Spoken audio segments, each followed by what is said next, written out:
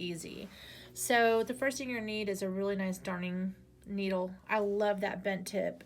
The bent tip is a lifesaver because it helps you, especially if you're not, you know, having a 20/20 vision. This is really going to dig in, and it really does what it's supposed to do. I am going to start, I usually just go around 2. I'm sure there are other methods, but this is how I like to start mine. And then you pray that the yarn doesn't get stuck on your loom here, and then the loom likes to move every time I touch it. I am going to go back up here under 3.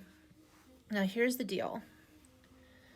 As I'm coming through, I am just basically going to let that come up there, okay? And that's through my 3.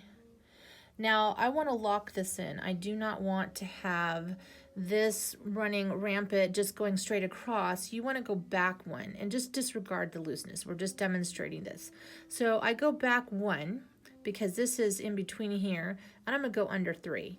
Now, I'm going to keep my needle above this yarn here. So you can see that loop right there. And remember, this is a blanket stitch version for weaving. And you're going to get this little cute triangle there. And that's what you want. If that looks like that, you've done it the right way. If it doesn't, then you're just doing a basic hem, and there's nothing wrong with that either.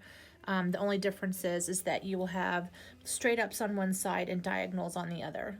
So notice I'm not doing anything fancy. I'm not pulling it real tight because the real art here is getting it through, and again, keeping that thread where it's supposed to be. And then I'm going to go up again. So in slow motion, as slow as I can go, I'm going to go back 1, and you can see that I'm going back 1. I'm going to pick up 3. I'm going to make sure that that yarn is underneath my needle, and I'm going to pull gently until I get it about the same as the next one. And we're just going to keep going.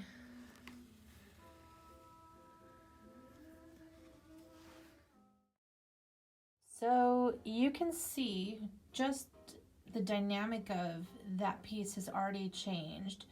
And you can play with the width, the size of it, and let it be a little bit different than the last one. Just to have fun with it. But that's pretty much it in a nutshell. There's your blanket stitch hem.